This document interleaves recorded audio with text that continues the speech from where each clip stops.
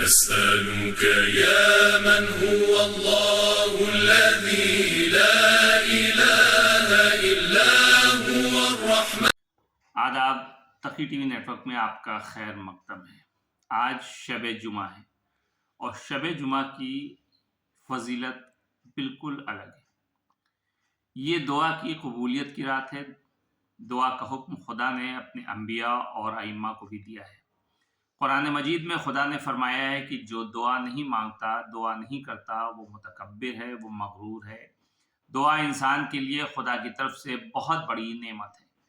دعا اگر فوراً قبول نہ ہو اور بعد میں بھی قبول نہ ہو تو پھر بھی دعا کے بہت فائدے ہیں، اس دنیا میں بھی اور آخرت میں.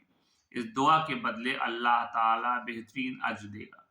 دعا انسان کی تربیت میں بہترین کردار ادا کرتی ہے، کیونکہ دعا کے ذریعے انسان کا رابطہ خدا سے رہتا ہے، اور اگر خدا سے رابطہ ہے یا خدا سے رابطہ رہے تو انسان مرحلہ بہ مرحلہ اپنی تربیت کا طے کرتا ہے. دعا انسان کی تربیت کیسے کرتی ہے، یہ ایک سوال ہے. دعا انسان کی تربیت اس وقت کرتی ہے، تربیت کا ذریعہ بنتی ہے، جب انسان اس طریقے کے مطابق دعا مانگتا ہے جو دین نے بتایا ہے. وہ طریقہ یہ ہے کہ انسان پہلے درود پڑھے محمد و آل محمد علیہ السلام پر، پھر خدا سے راز و نیاز کرے، خدا کی حمد و ثنا کریں، خدا کے اسماء کے ذریعے خدا کو پکاریں، پھر اپنے گناہوں کو اور غلطیوں کو اور کوتاہیوں کو سچے دل سے ان سب چیز کا اقرار کرے اور ان پر پشیمان ہو. جب انسان اپنے گناہوں کو یاد کرتا ہے اور تسلیم کرتا ہے کہ میں نے یہ گناہ کیا ہے، مثلا میں نے جھوٹ بولا ہے، یا کسی کی غیبت کی ہے،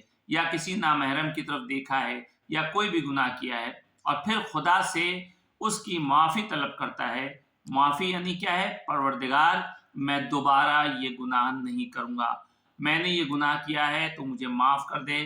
پھر اس دعا کے بعد جب انسان کے سامنے وہ گناہ آتا ہے تو انسان کا ضمیر اسے منع کرتا ہے کہ ابھی تو دعا میں خدا سے اس گناہ کی معافی مانگ کر آیا تھا اور وعدہ کر کے آیا تھا کہ میں یہ گناہ نہیں کروں گا، تو پھر یہ کیوں کر رہا ہے؟ تو وہاں انسان گناہ سے رک جانا چاہتا ہے. اور جب انسان بار بار دعا مانگتا ہے، اپنے گناہوں کا اقرار کرتا ہے، تو ایک وقت ایسا آتا ہے کہ انسان تمام گناہوں سے محفوظ ہو جاتا ہے اور بہترین انسان بننے کی منزل تک پہنچ جاتا ہے، اور انسان بہتر سے بہتر ہو جاتا ہے. اس لیے دعا لازمی ہے کہ مانگا کریں.